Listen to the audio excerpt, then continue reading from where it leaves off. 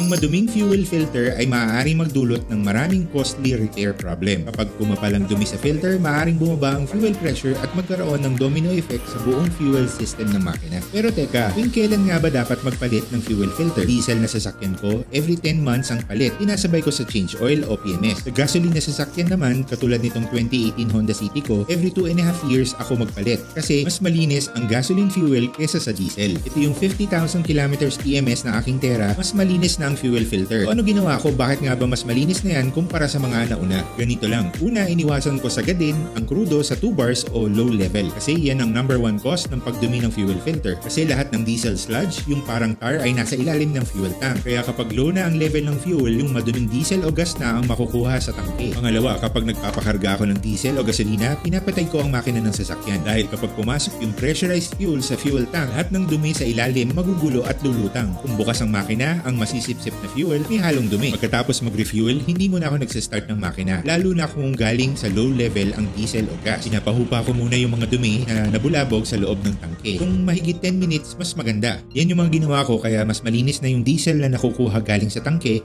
kaya mas malinis na rin ang fuel filter ng aking sasakyan. Please subscribe for more.